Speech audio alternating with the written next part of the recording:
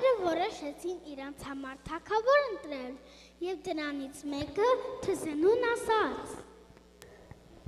Մեզ վրա թագավոր եղիր, դու կլինես մեր թագավորը։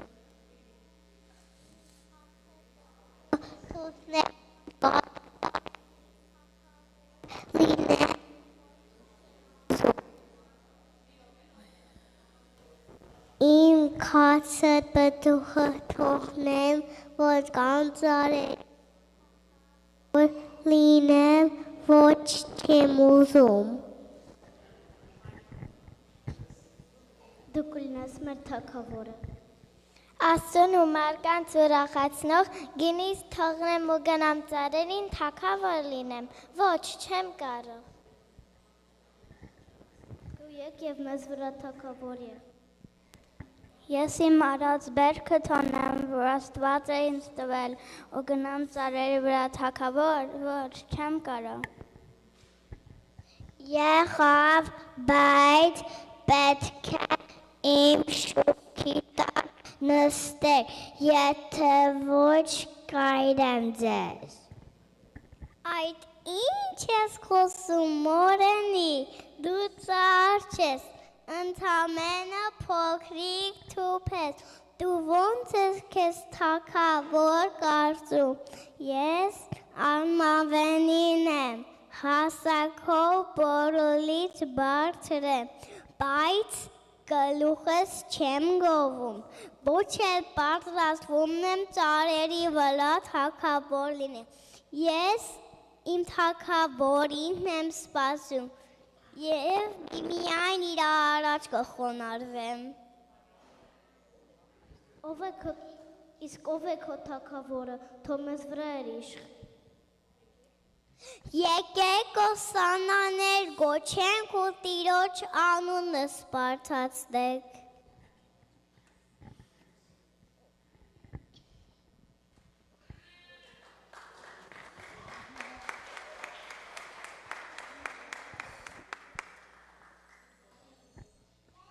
Ուրախացի, ով դուստր Սիոնից ցնցա Երուսաղեմ, ահա քեզ էլ մոտ էլ գալիս քո թագավորը։ Ովսաննա իբացունս, աղաղեք ու ցնցացեք, որտև Տերը որպես թագավոր եկավ։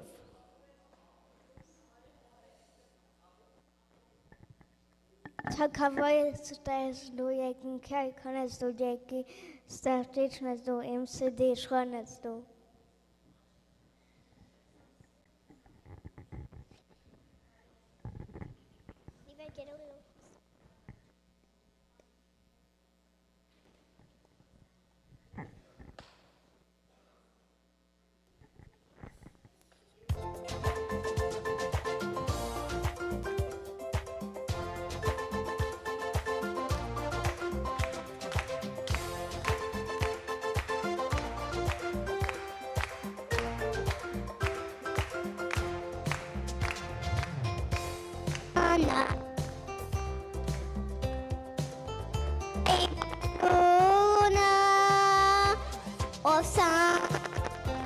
Ովսանա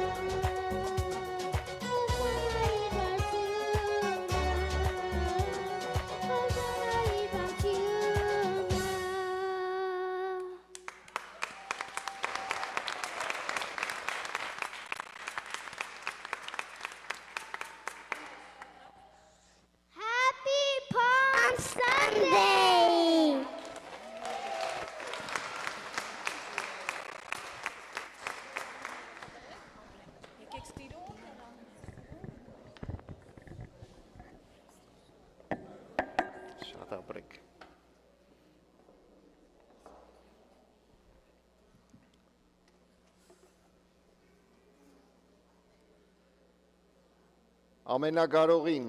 մեզ սիրողին, իր կյանքը մեզ համար չխնայողին թող լինի փառք, պատիվ եւ երկրպագություն։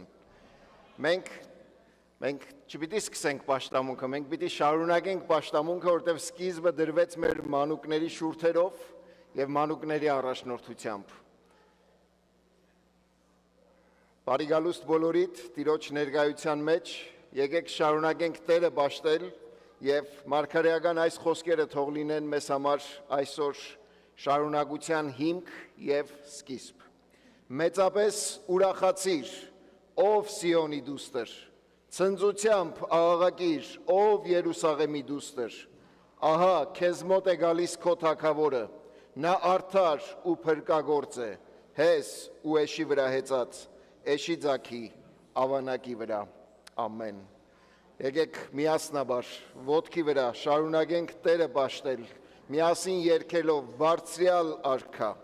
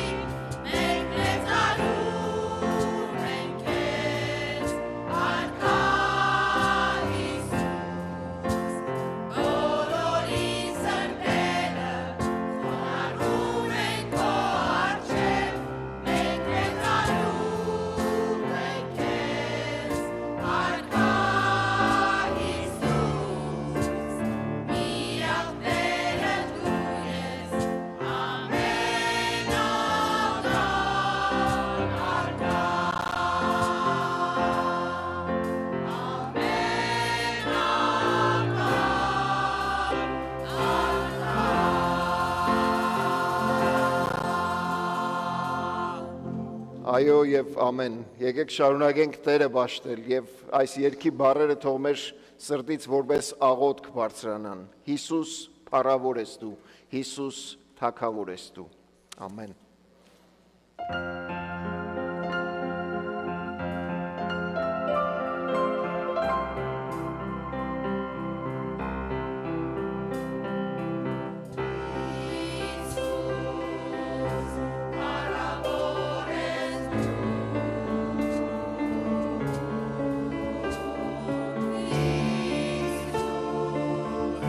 Thakավոր ես դու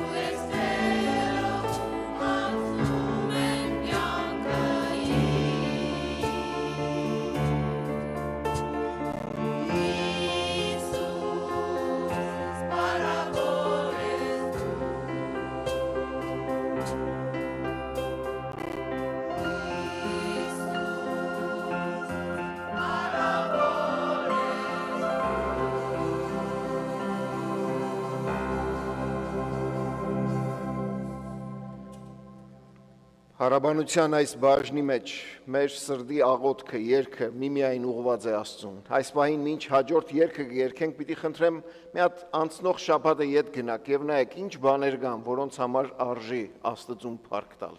Ինչ բաներ տեղի ունեցան ձեր կյանքում, ձեր շուրջը, որ զարմացրին ձեզ եւ այսօր կարող եք Աստծո առաջ բերել եւ փառք տալ Աստծուն։ Բայց ամեն բանից առավել այսօր Տերունական օրվա մեջ կանգնած ենք իր առջև փառք տալու իրեն իր ով լինելու համար։ Եկեք այս երգը այս հոգիով երգենք։ Փառք տուր Աստծուն։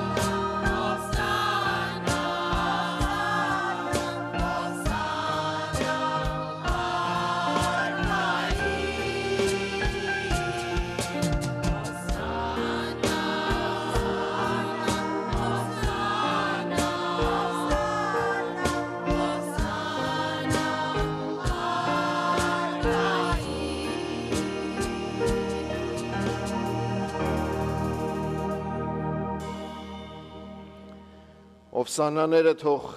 լինեն միմիայն արքային, իսկ թե ինչ է նշանակում այդ բառի իմաստը, նշանակությունը եւ այսօրվա ամբողջ տոնական մթնոլորտը տերունական օրվա մեջ կիմանանք падգամի ընթացքում։ Եկեք հաջորդ երգը եւս այս հոգիով երգենք։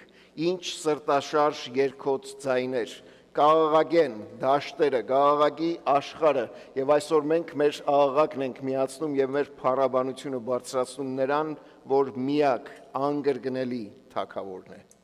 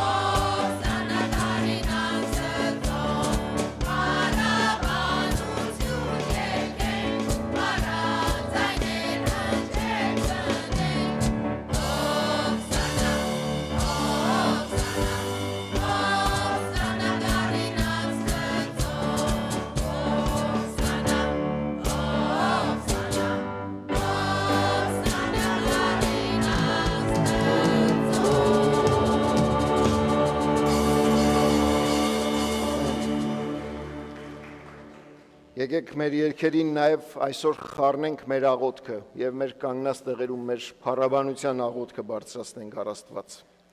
Շնորհներով առատ Հայր, որքան շնորհակալ ենք այսօրվա համար,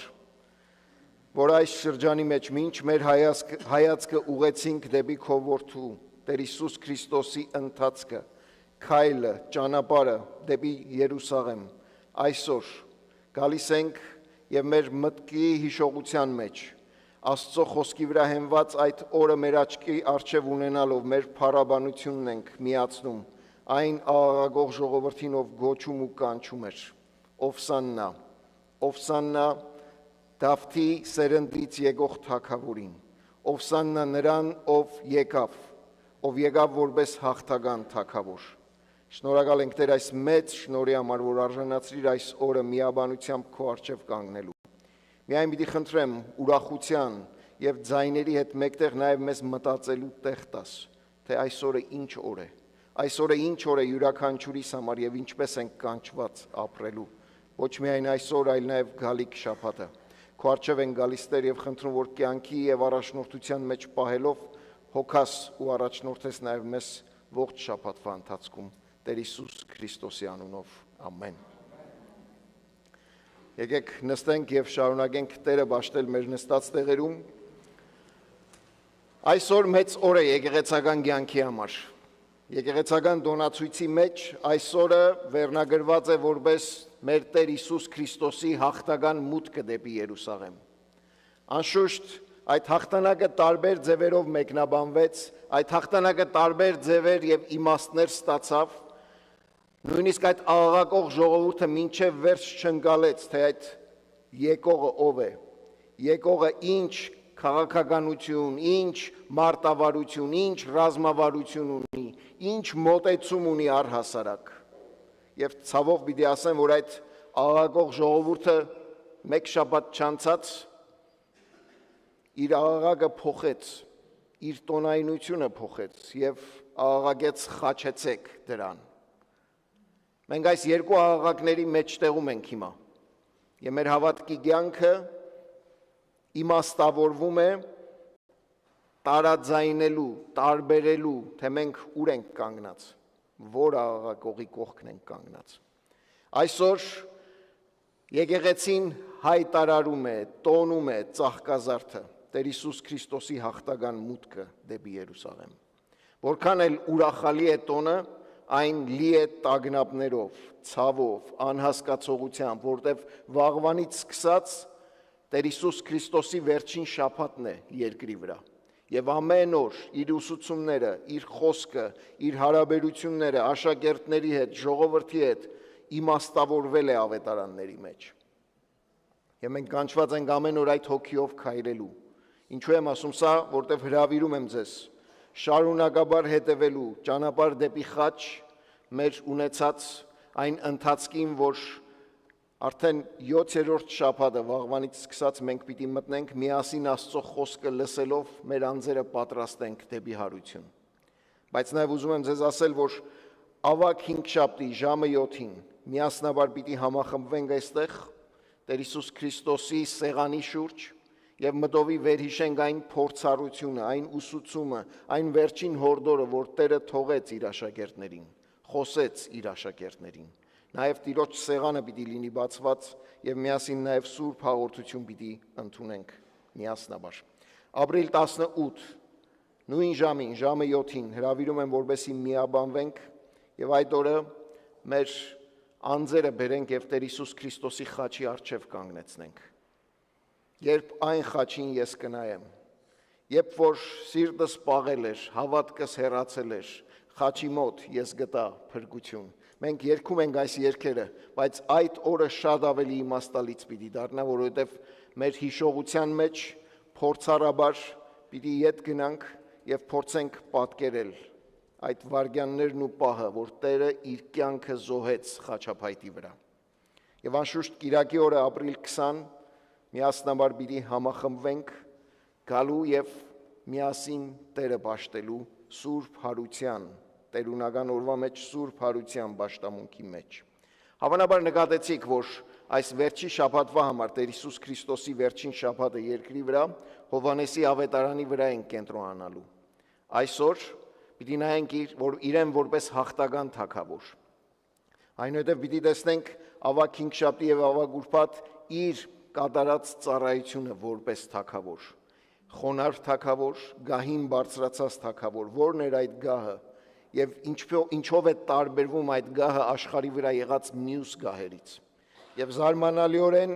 Կիրակի օրը պիտի գնանք եւ մտնենք մի այգի եւ տեսնենք, որ այնտեղ մեկ այլ թագավոր կա, կենթանի հարուցյալ Տերը, որը այդ պարտեզի տերն է, պարտիսպան թագավորը։ Ուրեմն հրավիրում եմ, որպեսզի բոլորս կարողանանք այս վերջի շաբաթը միասին լինել, Աստծո մեր Տեր Հիսուս Քրիստոսի հետ քայլելու, ավետարանի խոսքի վրա հենված ամեն օր խորելու, խորհրդածելու, թե Տերը ինչպես այս վերջին շաբաթը անցկացրեց։ Եվ ի վերջո ամեն մեկս մեզ համար ունենալու պատասխանը. ով է այս թագավորը։ Ով է այս թագավորը ինձ համար, անձնապես, իմ կյանքիս համար, իմ այսօրվա եւ վաղվա համար, ով է այս թագավորը։ Եկեք այս հոգիով,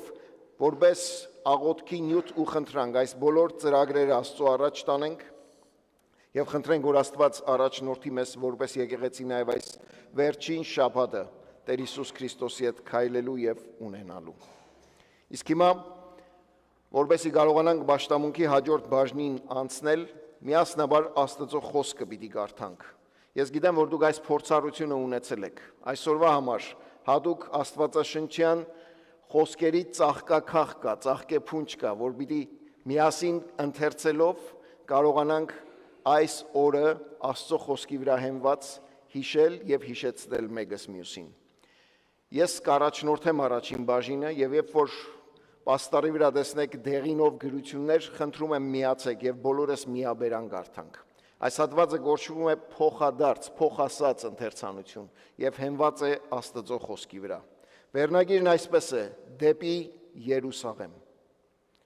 Մեծապես ուրախացիր, ով Սիոնի աղջիկ,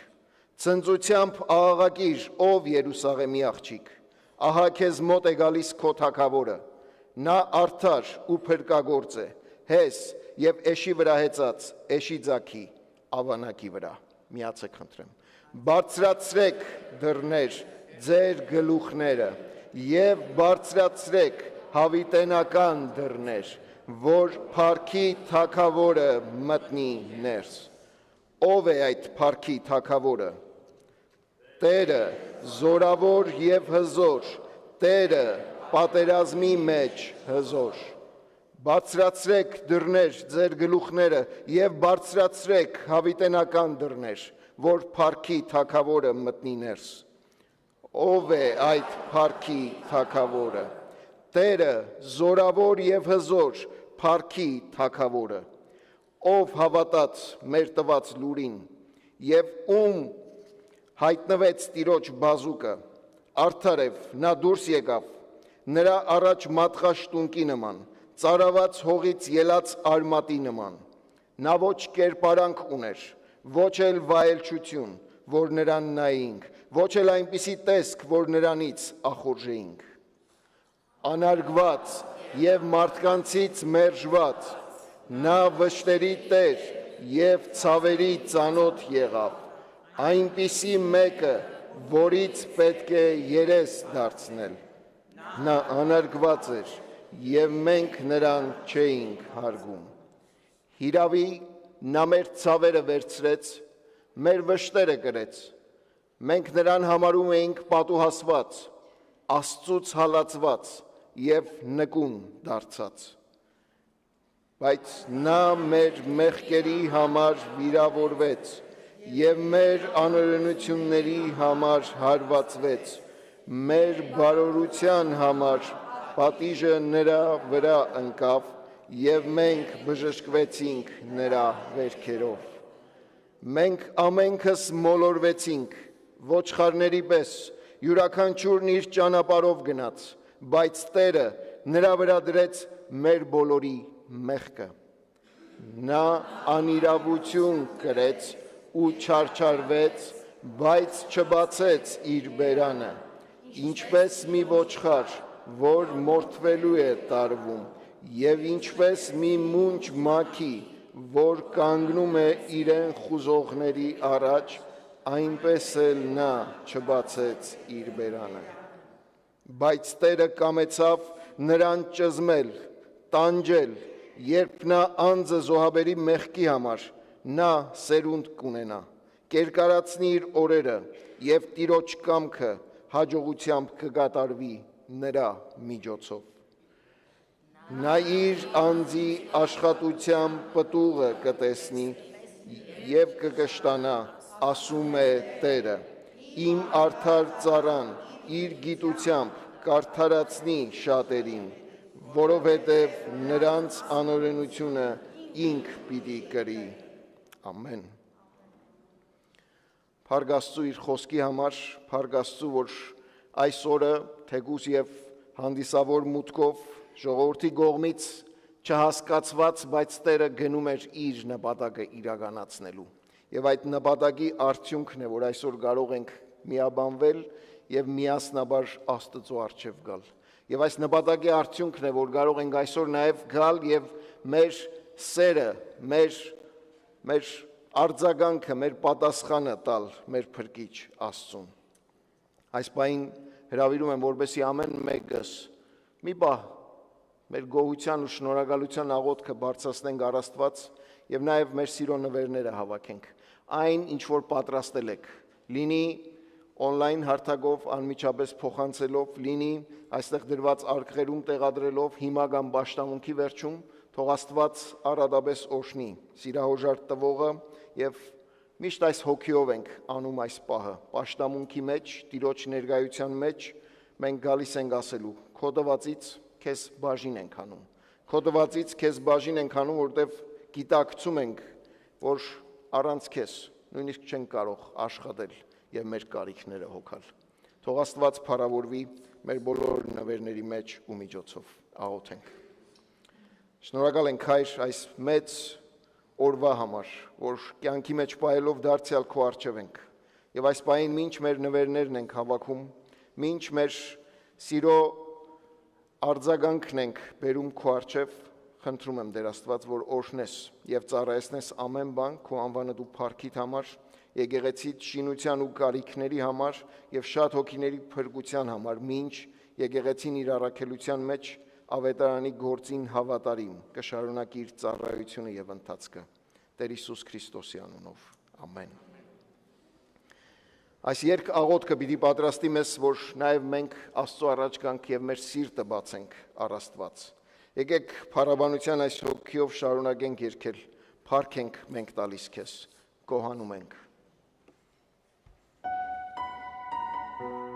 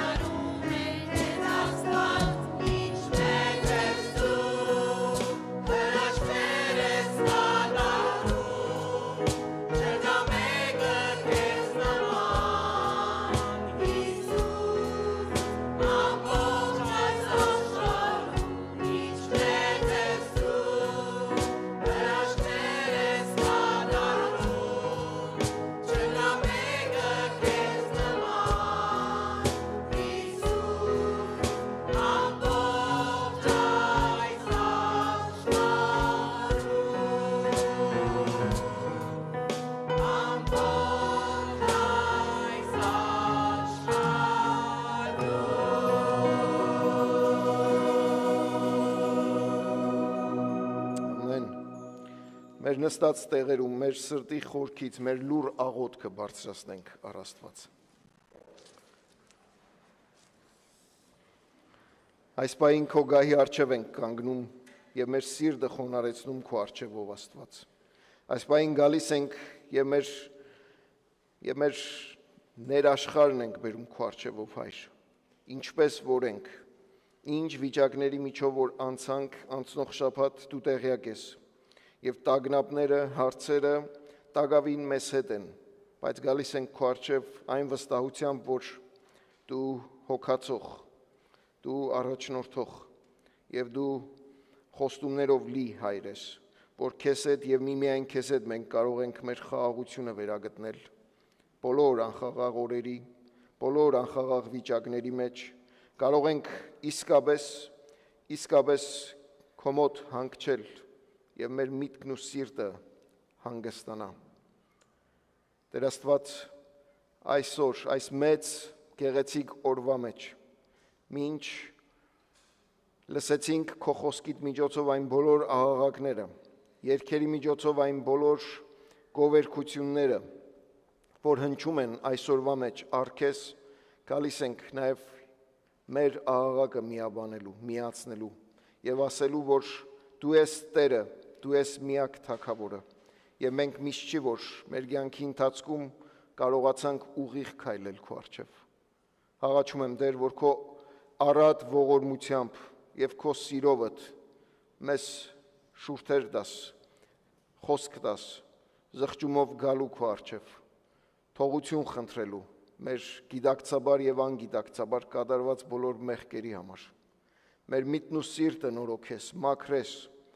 եւ որպես ընտիր անոտ կանգնեցնես քո առջևը դարձյալ գործածվելու քո ձեռքերիդ մեջ։ Գալիս ենք քո առջև Տեր եւ գիտակցում, որ առանց քեզ ոչինչ չենք կարող անել, առանց քեզ մեր կյանքն ու ընթացքը նույնիսկ անիմաստ է։ Ինչ օգուտ, եթե մարդ ամբողջ աշխարհը շահի, բայց իր հոգին, իր անձը, իրով լինելը կորցնի առանց քեզ ճանաչելու, առանց քեզ մոտենալու, առանց քեզ իր կյանքը այս երկրի վրա ապրելու։ Փառք քեզ Տեր այդ մեծ զոհողության համար, որ քո որդու միջոցով խաչի վրա մեկ անգամ եւ ընդմիշտ մեր բոլորի մեղքերի համար փրկագնում կատարեցիր։ Շնորհակալ ենք Տեր Աստված։ Եվ այսօր մինչ տոնում ենք հաղթական մուտքը, շնորհ քարա, որ այս հարցումը մնա մեզ հետ եւ կարողանանք ամեն մեկս անձնապես պատասխանել։ Ո՞վ է այս Թագավորը։ Ինչպիսի Թագավոր է մեր մտքում, մեր սրտում, մեր կյանքում, մեր ծրագրերի մեջ, մեր նպատակների մեջ, ինչպիսի մեկն է նա։ Շնորհ քարա, որ այսօր քո խոսքիդ միջոցով նաեւ կարողանանք ամեն մեկս կանգնել եւ քո խոսքդ որպես հայլի մեր առջև ունենալով քննել մեր անձերը, նայել մեր ներսը եւ վերափոխվել քո խոսքիդ միջոցով։ Գալիս ենք քո առջև Տեր Աստված եւ խնդրում այս օրերի մեջ եկեղեցին պահես քո ձեռքերիդ մեջ, ամեն մեկ հավատակից քույրս, եղբայրս, որ այստեղ ֆիզիկապես ներկա է կամ այս պահին on-line հարթակով հետևում է։ Պիտի խնդրեմ Տեր Աստված, մեր այս ընթացքը այս վերջի շաբաթվա մեջ այնպես դնես ու դասավորես, որ կարողանանք ամեն մեկս քայլել քեզ հետ, շատ մոտիկից, լսել քո ձայնը, քո խոսքիդ միջոցով եւ այս ընթացքի մեջ նաեւ մեր միտքն ու սիրտը կերտել ու վերափոխել քո գամքիդ համաձայն, սովորելով քեզանից, լսելով քեզանից եւ քեզ հետ կառուցելով մեր կյանքն ու ընթացքը։ Շնորհ քարա Հայր, թող այս տոնական օրերը այսօր եւ առաջիկա շաբաթ իր բոլոր փորձառություններով չլինի բարձրապես եւս մեկ տարի, որ կանցկացնենք հիշելով ու հիշատակելով։ Շնորհ քարա, որ սա իր ազդեցությունը, ներգործությունը եւ փոփոխությունը բերի մեր կյանքի մեջ քո Սուրբ Հոգուտ միջոցով։ Մեզ հետ եղիր, առաջնորդիր մեզ ու փառավորվիր, մինչ մեր անձերը քո առջև ենք բերում։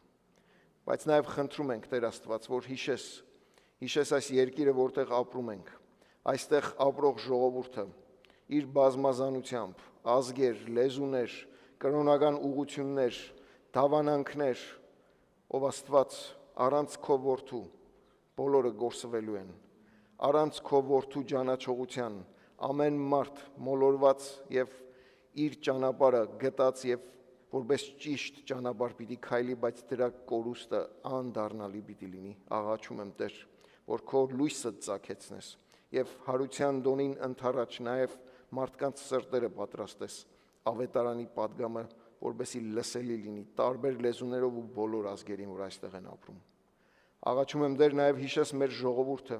մեր հայ ժողովուրդը, այստեղ եւ աշխարհով մեկ ծրված, մանավանդ Հայաստանի մեջ։ Հիշես եւ քո ձեռքդ երկարես, քո ողորմությունը տանես եւ պահես մեր ժողովուրդը Տեր ոչ միայն կյանքի առողջության ու ապահովության մեջ, այլ նաեւ շնորհք տաս, որովհետեւ մեր ժողովուրդը, որ քո անունն է կրում, միայն շուրթերով է դավանում, նաեւ սրտով կարողանա քեզ դավանել, ճանաչել քեզ անձնապես եւ այս օրերի մեջ նաեւ հավատքը գործնական եւ կենսական դարձնել իրենց համար։ Աղաչում եմ Տեր, որ պահես մեր երկրի սահմանները, մեր զինվորները եւ քո ձեռքդ երկարելով հասնես բոլոր այն վայրերը, ուր պատերազմներ կան։ Հայրենիքի սահմանը պահես, բայց նաեւ հիշես մերձավոր արևելքը, Սիրիան, Լիբանանը, Իրաքը, հիշես Ուկրաինան, ուր որ պատերազմի աղաղակները չեն դադարում, վտանգները այնտեղ են դեռ եւ մահվան շունչը դեռ սփռվում է շատ ընտանիքներից ներս, տարածվում է եւ կյանքեր է խլում։ Աղաչում եմ Տեր, որ քո անվանը դու փառքիդ համար, ինչպես որ խոնար էշի վրա մտար Երուսաղեմ, այնպես էլ խնդրում եմ Տեր, որ օգնես վերահաստատելու այս երկրի վրա խաղաղությունը, այն խաղաղությունը, որ միմիայն քեզանով է, քեզանից է, այն խաղաղությունը, որ դու ես տալիս եւ առանց քեզ անհնար է ապրել։ Շնորհք արա Տեր, որ այդ խաղաղությունը փնտրողներ, փափագողներ եւ ապրողներ լինենք նախ մենք եւ հետո կոչ անենք մյուսներին միանալու։ Մեզ հետ եղիր Տեր, ինչ քեզ կբաշխենք եւ քո խոսքիդ խորությունը, լրջությունը, պարունակությունը թող այսօր ամեն մեկիս համար լինի առատ կերակուր Հիսուս Քրիստոսի անունով։ Ամեն։ Այս երգը որպես շնորհակալություն, վստահություն եկեք բարձրացնենք առ Աստված։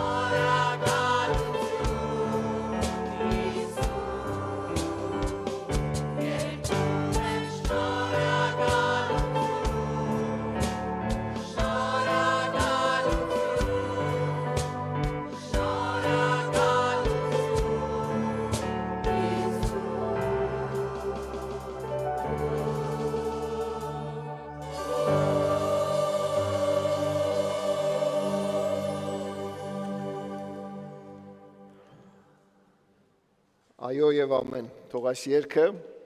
ամեն մեկիս սրտում դառնա որպես կեցվածք, դիրք Աստծո առջև անփոփոխ, որովհետեւ կարողանանք միշտ գոհունակ սրտով կանգնելու Աստծո առաջ։ Ինչ երգչախումբը կզբաղեցնի ձեզ հետ միասին իր տեղը, որովհետեւ Աստծո խոսքը լսենք, այսօրվա ամբողջ նյութը, որ պիտի մտորենք եւ միասին խոսենք, գալիս է մի հատվածից, որ 4 ավետարանները միասին առանց բացառության հիշատակում են Տեր Հիսուս Քրիստոսի հաղթական մուտքը Երուսաղեմ։ Գիտեք, 4 ավետարաններ ունենք, որոնք Հիսուս Քրիստոսի կյանքը, գործունեությունը, ուսուցումները, հրաշքները, նշանները, ամեն բան նկարագրում են իրենց տեսանկյունից եւ շատ անգամ մեկ ավետարանչի մոտ մի փոքր ավելիով, մյուսի մոտ մի փոքր պակաս, բայց շեշտադրումները նույն ձևով գնում են։ Հիսուսի հաղթական մուտքը դեպի Երուսաղեմ միակ նկարագրությունն է, որ 4 ավետարաններում բոլորն անդրադառնում են, բոլորը շեշտում են, քանի որ կարևոր է։ Եվ հետաքրքրական է տեսնել, որ ավետարանիչները իրենց գրիչով, երբ որ գրում են, Աստծո հոգով ներշնչված, երբ որ գրում են, ամեն մեկը փորձում է իր լսարանին ինչ որ պատգամ փոխանցել։ Այսօր Հովհաննեսի ավետարանի վրա պիտի կենտրոնանանք եւ եկեք լսենք Աստծո խոսքը եւ տեսնենք Աստված ինչպես է օգնելու, առաջնորդելու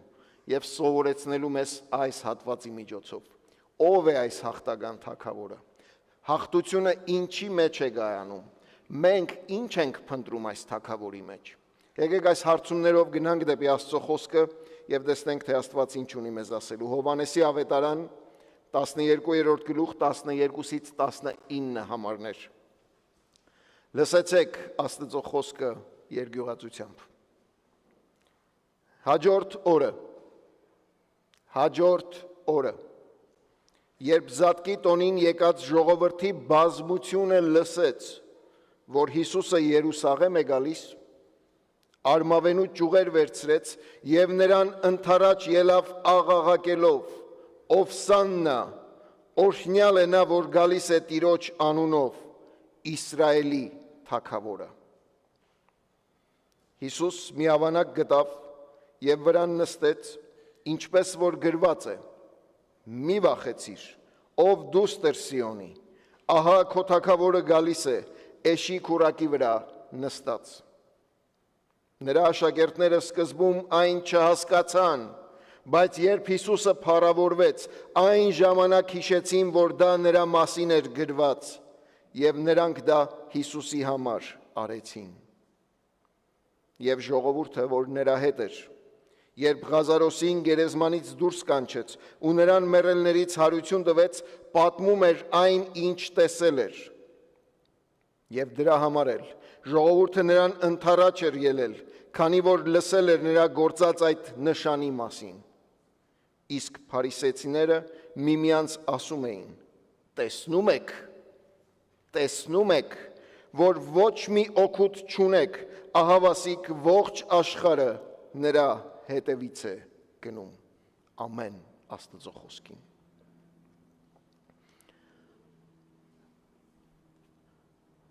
Հետաքրքրական է տեսնել, որ այս ավետարանի մեջ, բացառությամբ մյուս ավետարանների, Հովհաննեսը իր գրիչով հատուկ շեշտադրումներ է անում, որպեսզի ցույց տա լսարանին, իրեն լսողներին, որ ինչպես այն օրերի մեջ, նաև այսօր հնարավոր է Տեր Հիսուս Քրիստոսին մեծ բազմությամբ ընթառաջ գնացող ժողովուրդը մինչև վերջ այդպես էլ չհասկանա, չճանաչի, չընդունի եւ չգիտակցի ով է այս հաղթանակած թագավորը։ Հայտնության գրքում կանգնում եւ հետեւյալ խոսքերի առջև ենք կանգնում ամեն մեկս եւ նայեցեք խոսքը ինչ է ասում Հայտնության գրքի մեջ։ Հայտնություն 19-րդ գլուխ 16-րդ համարում խոսքն ասում է, որ նրա զգեստի եւ ազդրի վրա գրված էր անունը, թագավորների թագավոր ու տերերի Տեր։ Հետաքրքրական է։ Հայտնության գիրքը, որ Աստվածաշնչի վերջին գիրքն է, ամբողջացնում, վավերացնում եւ մեկ անգամ եւ ընդմիշտ հստակեցնում է, որ նրա հագուստի վրա գրված էր մի անուն, թագավորների թագավոր եւ տերերի Տեր։ Այս ավետարանը սկզբից մինչև վերջ փորձում է ցույց տալ, որ Տեր Հիսուս Քրիստոսը ձեր կարծեցյալ, ձեր պատկերացրած, ձեր համոզումներով, ձեր ենթադրություններով քայլող ու ընթացող մեկը չէ, տարբեր է։ Այս ավետարանում առաքյալը ցույց է տալիս, որ նույնիսկ աշակերտները, որ իր հետ էին քայլում, իր հետ էին փորձում իրենց կյանքն ու ընթացքը կարգավորել, դասավորել, միշտ չի որ հասկանում էին իրեն։ Այս ավետարանը ի տարբերություն մյուս ավետարանների Տեր Հիսուս Քրիստոսի հրաշքներից միայն 7-ի վրա է կենտրոնանում եւ հրաշք էլ չի օգտագործում, հրաշք բառը չի գործածում, գործածում է նշան բառը։ Գիտեք ինչու՞։ Այս ավետարանը նպատակ ունի ցույց տալու, որ Տեր Հիսուս Քրիստոսը տարբեր է մեր պատկերացումից, մեր ընկալումից, մեր համոզումից, մեր իր հետ մոտենալու փափագը, նպատակը պետք է վերանայել։ Այլապես այս բազմության պես աղաղակով կգանք դեպի իրեն, կհրճակենք որպես թագավոր, բայց շատ շուտ կհիասթափվենք, շատ արագ կհիասթափվենք, որտեղ մեր սպասելիքներն ու ակնկալիքները չեն իրականանա։ Այս ավետարանում Տերը ցույց է տալիս նշանների միջոցով, թե ով է ինքը, իր ինքնությունը, իրով լինելը։ Եվ այս ավետարանի մեջ հակառակ բոլոր նշանների, որ Տերը ցույց տվեց, 12-րդ գլխում, այս գլխի մեջ կարդում ենք։ Տերն ասում է, հակառակ ավետարանիչն ասում է Տիրոջ շուրթերով, հակառակ որ նա այս բոլոր նշանները արեց, ժողովրդի մեծամասնությունը, ժողովուրդը չհավատաց նրան, չընդունեց նրան, չճանաչեց նրան։ Դրա համար այս ավետարանը կենտրոնանում է մեկ այլ նշանի վրա, որ վեր է, տարբեր է մեր ընկալումից ու պատկերացումից, մեր հասկացողությունից ու գիտակցությունից բարձր է, եւ այդ նշանը Տեր Հիսուս Քրիստոսի խաչն է։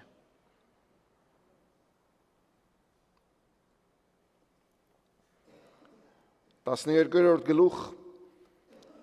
12-րդ համարում կարդում ենք. հետևյալ օրը շատ ժողովուրդ, որ տոնին էին եկել, երբ լսեցին, թե Հիսուս Երուսաղեմ է գալիս, արմավենի ոստեր, ճյուղեր առան եւ ելան նրան դիմավորելու։ Հովհաննես Ավետարանիչը ոչինչ պատահական չի արձանագրում, ասում է հետևյալ օրը, եւ այդ օրը կապված է մի նշանի հետ, որին շատ բազմություն ականատես եղավ, դա էլ Ղազարոսի հարությունն էր, կյանքի կոչվելը, վերակենդանանալը, եւ այդ հետևյալ օրը ասված խոսքի մեջ առաքյալը փորձում է ցույց տալ, որ այդ մեծ նշանին ականատես լինելով ժողովրդի մի մեծ հատված հավատաց եւ սկսեց հետևել Տեր Հիսուս Քրիստոսին, հետևել դեպի Երուսաղեմ, քայլել դեպի Երուսաղեմ, եւ այդ հարության լուրը այնպես էր տարածվել, որ Երուսաղեմի ժողովուրդը, որ եկել էին տոնի համար, համախմբվել էին տոնի համար, ելան նրան դիմավորելու։ Հետաքրքրական է տեսնել, որ երկու բազմություն, երկու տարբեր ժողովուրդներ, մեկը Հիսուսի հետ, մյուսը Երուսաղեմից, գալիս եւ միաբանվում եւ մեկտեղվում են Հիսուսի շուրջ։ Արմավենու ճյուղեր։ Մենք այսօր արմավենի ճյուղեր, ուռենու ճյուղեր Հայաստանում, ձիթենու ճյուղեր, ուր որ պատահի, մարդիկ օգտագործում են սրանք հիշատակելու համար այս օրը։ Բայց գիտեք արմավենի ճյուղը ինչ էր խորհրդանշում այդ օրվա մեջ։ Հրյաների մոտ մի տոն կար, որ այդ տոնի ժամանակ տաղավարահարած, երբ որ հիշում էին, թե Աստված ինչպես էր իրենց ազատել, Եգիպտոսի լծից եւ վրանների մեջ էին մնում եւ այդ արմավենու ճյուղերը խորհրդանշում էր այդ ազատագրումը։ Բայց սա զատկի տոնն էր։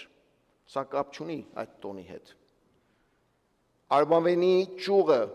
հրյաների մտայնության մեջ, այն օրերի մեջ հետեւյալ իմաստն ու նշանակությունը ուներ։ Նայեցեք մոտեցումը եւ ավետարանի ինչ ձևով է սա ցույց տալիս։ 200 տարի առաջ Տեր Հիսուս Քրիստոսի ծնունդից, 200 տարի առաջ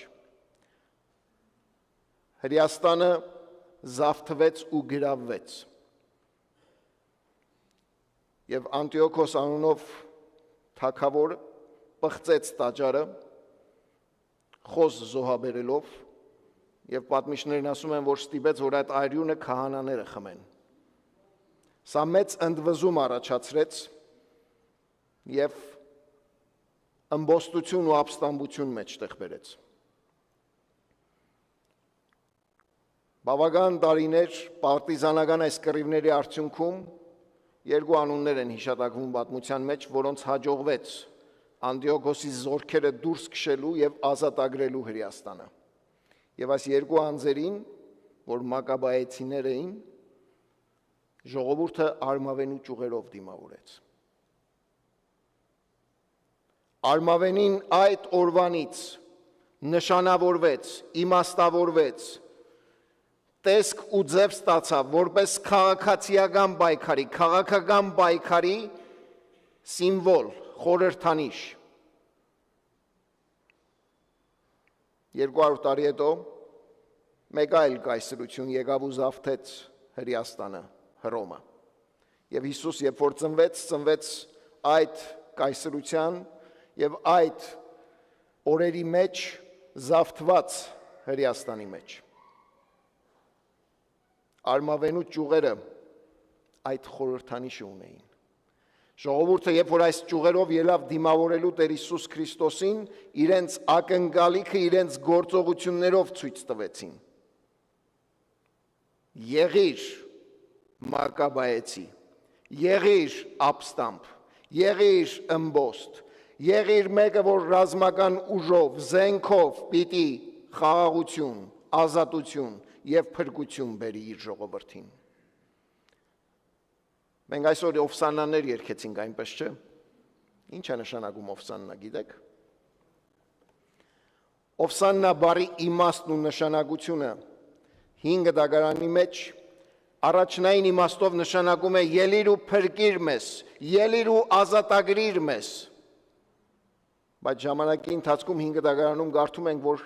սա նաև ողջույնի ձև դարձավ։ Եվ այս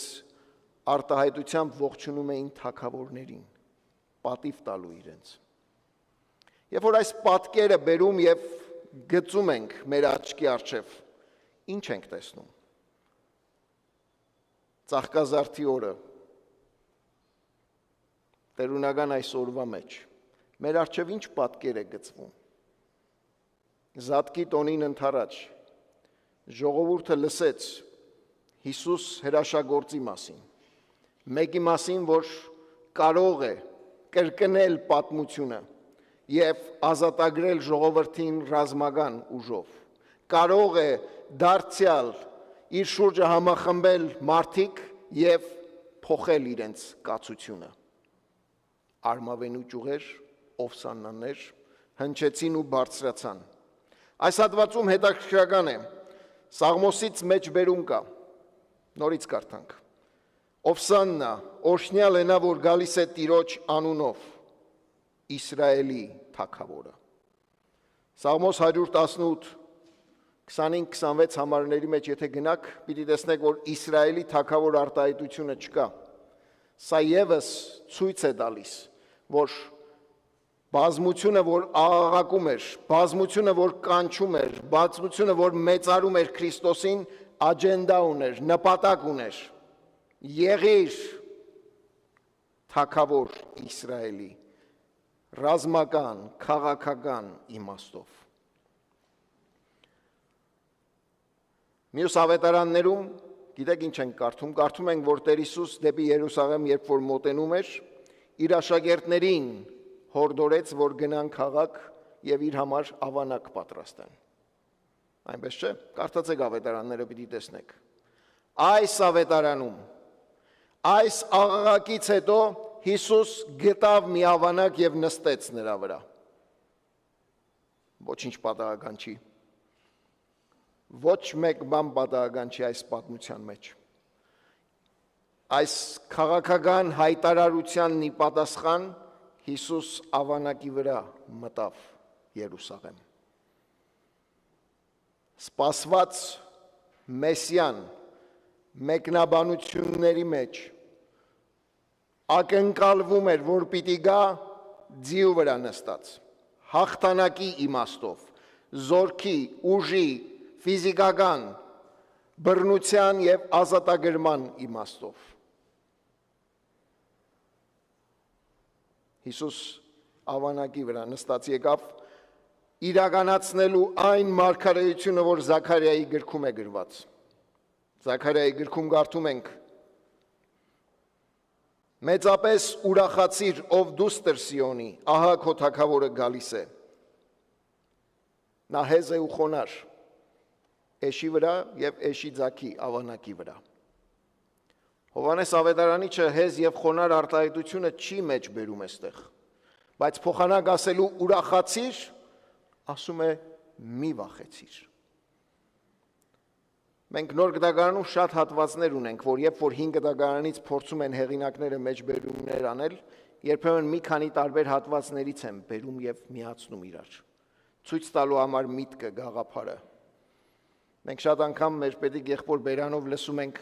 սաղմոսներ, որ այստեղից այնտեղից հավաքագրում, բերում եւ մեզ մատուցում է, այնպես չէ։ Այո, քանի որ այստեղ նստած է ինքը։ Ասելիքս Հովհաննես ավետարանիչը ցույց է տալիս, որ Զաքարիայի մարգարեության գրքում գրված խոսքերը Հիսուս իրականացրեց ցույց տալու համար աշակերտներին, որոնք չհասկացան այդ պահին, եւ նաեւ ամբողջ ժողովրդին, որ ինքը պատերազմի համար չի մտնում։ Քաղաքացիական ապստամբության համար չի մտնում, զենքի ուժով չի, որ պետք է հեղափոխի, եւ ինքը միայն Իսրայելի թագավորը չէ, որ պիտի լինի։ Զաքարիայի գրքում, եթե շարունակեք 10-11 համարները, պիտի տեսնեք, որ այս թագավորը գալու է բոլոր ազգերի համար, լույս է լինելու բոլոր ազգերի համար։ Սոփոնիայի գրքում նույն այս միտքը կա։ Եվ կարծես թե ավետարանիչ այս պատկերները իր առջև ունենալով ցույց է տալիս, որ Հիսուս զսպում է ժողովրդի բազմության, փափագը, սպասելիքը, ակնկալիքը մեկ նպատակի համար։ Եվ այդ նպատակը իր հայացքը դեպի Երուսաղեմ պահած քայլելն ու Աստծո կամքը իրականացնելն էր։ Տիրոջ անունով եկողը գալիս էր նաև Տիրոջ կամքը իրականացնելու։ Տիրոջ անունով եկողը գալիս էր Աստծո կամքը իրականացնելու անկախ նրանից ինչպես կհասկացվեր կամ կընդունվեր ժողովրդի մեջ։ Հետաքրքրական է տեսնել, որ 16-րդ համարում աշակերտները չեն հասկանում։ Եթե աշակերտները չեն հասկանում, ժողովուրդը ինչպես պիտի հասկանա։ Եթե աշակերտները, որ Հիսուսի հետ էին քայլում, Հիսուսի մոտ էին քայլում, ժողովուրդը ինչպես պիտի հասկանա։ Եկեղեցի, Աստծո եկեղեցի, չհասկացված Քրիստոս մտավ Երուսաղեմ Աստծո կամքը իրականացնելու։ Չհասկացված Քրիստոս մտավ Երուսաղեմ, որբեսի ցույց տա նպատակը, առաքելությունը, գործը այս աշխարհի վրա։ Եվ մենք գանչված ենք որպես իր խոստման ժառանգներ, հետ հայացք նետելով իր կատարած գործին իմաստավորելու ավետարանը իր ամբողջ էությամբ։ Հատվածն ասում է, որ երբ որ Քրիստոս փառավորվեց, նոր հասկացան գրվածը ում մասին է եւ ինչպես դա իրականացավ։ Այս ավետարանում ամեն նշանից հետո եւ հատկանշական է Կանայի հարսանիք, ջուրը գինու փոխվեց։ Աշակերտներից շատերը գրված է, որ չհասկացան, բայց երբ որ Հիսուս փառավորվեց, այն ժամանակ հասկացան կատարվածը։ Ճիշտ նույնը այստեղ է արձանագրված։ Որպես եկեղեցի մենք կանչված ենք այսօր Ովսաննա աղաղակի մեջ իմաստ, պատգամ, ասելիք փոխանցելու։ Եկուր եւ փրկիր մեզ, ելիր եւ փրկիր մեզ։ Այս խոսքի մեջ, երբ որ կարտասանեք, երբ որ կգարթակ, երբ որ այսօր կգնաք ձեր տներում եւ սեղանների շուրջ կնշեք ու կտոնեք, ձեր սիրելիներին, ձեր հայացքով, ձեր սրտով, ձեր կեցվածքով ցույց տվեք, որ այսօրվա թագավորը, որի մասին հիշատակում է եկեղեցին, մեկ նպատակ ուներ այս աշխարհում՝ գալու եւ փրկելու մեղավորին, գալու եւ գտնելու կորսվածին եւ փրկելու մեղավորին։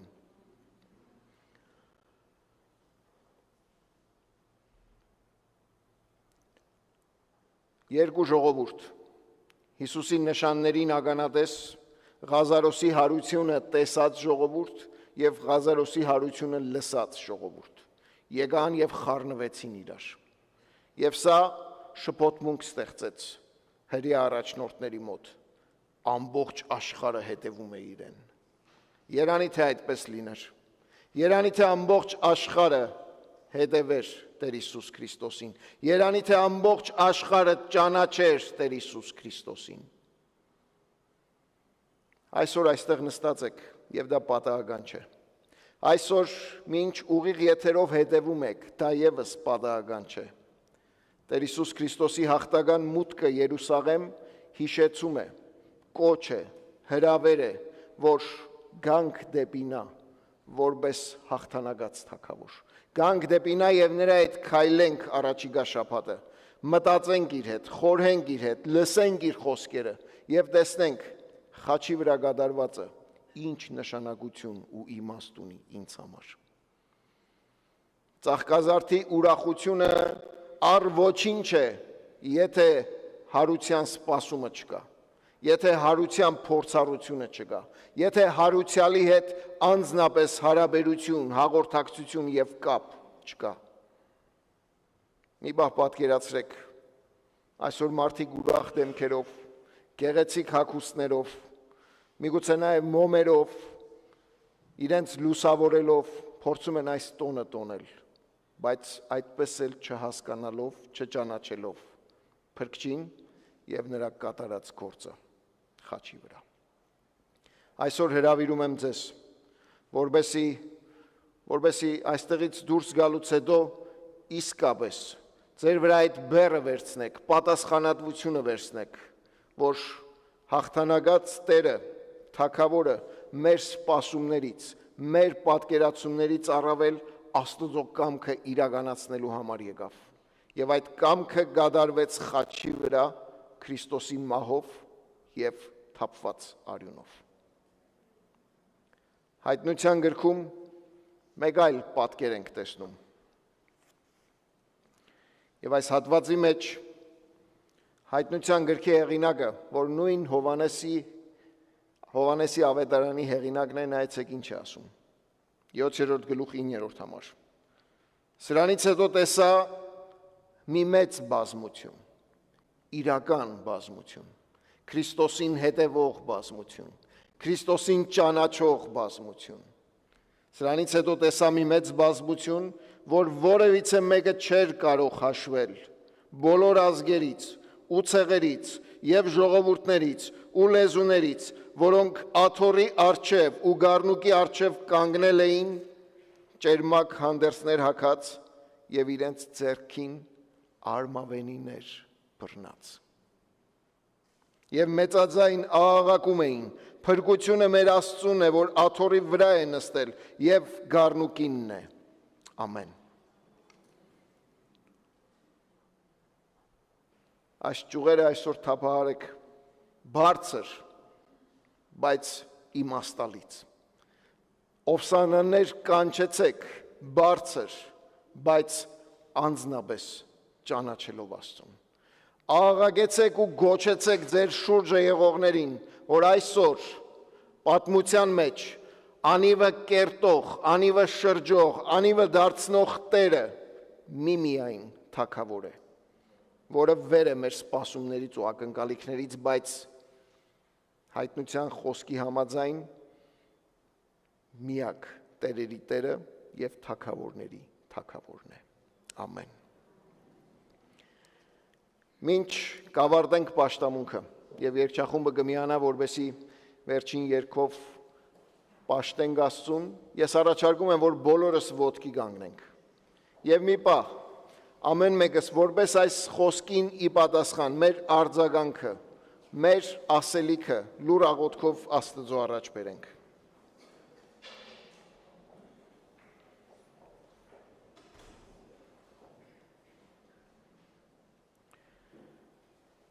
Մեր Տեր ու մեր Աստված,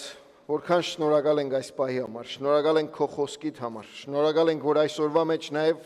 խոսքիդ միջոցով մեզ հիշեցնում ես, որ բազմության աղաղակների մեջ չհրապուրվենք մեծաքանակ ձայների, շատ ժողովրդի ներկայությամբ ու արկայությամբ, այլ տեսնենք այս բոլոր աղաղակների մեջ ով է այս թագավորը, ով է այս թագավորը ինձ համար, ով է այս թագավորը իմ կյանքի համար, իմ ընթացքի համար։ Եվ շնորհք արա Տեր, որ այս շաբաթվա մեջ նաև կարողանանք միասնաբար քայլել և սովորել քո խոսքիցդ, թե ինչպես պետք է հավատարիմ ընթանանք ու ապրենք մեր փրկիչ Աստծո հետ։ Հիսուսի անունով։ Ամեն։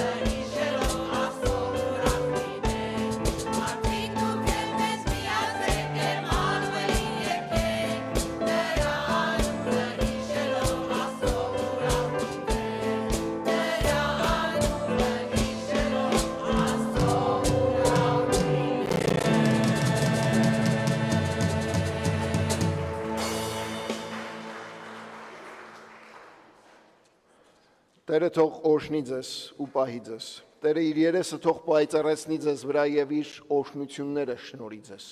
Եվ այդ օրհնության մեջ վայելեք իր ներկայությունը, առաջնորդությունը, սերը, հոգատարությունը եւ խաչի առջև գալով կարողանանք ամեն մեկս հասկանալ, որ իր սերը եւ իր շնորհը կանչող, քաշող, գրավող, առաջնորդող եւ պահող է։ Մնացեք այդ սիրո մեջ եւ խաղաղության Աստված թող յուրաքանչյուրիդ հետ լինի։ Ամեն։ Աստված օրհնի ձեզ, ուրախ ենք այս մեծ առիթի համար, որ միասին կարողացանք այս ծաղկազարդի տոնական օրը միասին լինել, պիտի խնդրեմ չշտապեք գնալու, որպեսզի կարողանանք նաև ձեռնվել, հաղորդակցվել եւ միասնաբար նաև այս պահը ունենալ։ Աստված օրհնի բոլորիս։